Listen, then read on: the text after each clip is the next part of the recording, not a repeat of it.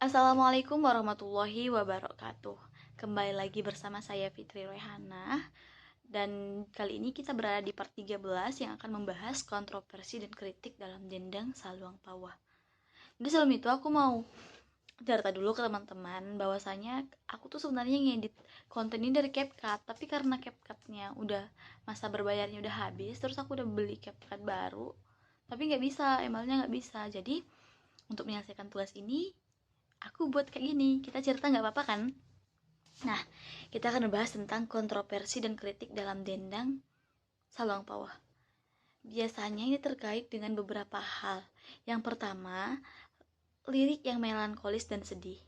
Beberapa orang mengkritik Dendang Saluang Pawah karena terlalu sering mengangkat tema kesedihan, terutama soal cinta yang bertepuk sebelah tangan atau rindu yang tak terbalas.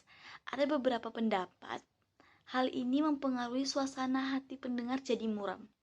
Yang kedua, bahasanya yang sulit dipahami. Lirik dalam Dendang Saluang Pawah ini biasanya menggunakan ungkapan bahasa Minang yang merupa puitis dan kiasan, sehingga bagi generasi muda yang kurang akrab dengan budaya lokal mungkin sangat sulit untuk memahami maknanya. Yang ketiga, isu gender dalam lirik. Beberapa kritik itu muncul terkait representasi perempuan dalam lirik-lirik Dendang Saluang Pawah ini. Karena perempuan dalam dendang ini digambarkan sebagai sosok yang penuh pengharapan, yang selalu menjadi korban dalam hubungan percintaan, yang dianggap kurang relevan lah dengan nilai-nilai kesetaraan masa kini.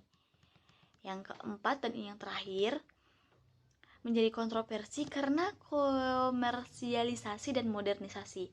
Ada kekhawatiran bahwa modernisasi musik tradisional ini bisa menghilangkan esensi asli dari Dendang Saluang Pawah.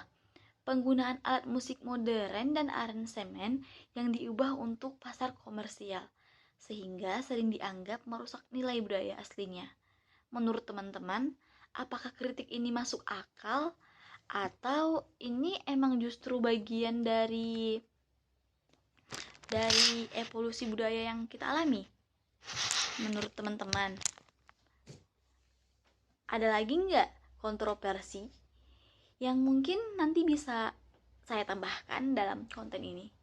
Next di part 14 kita akan bahas apa lagi?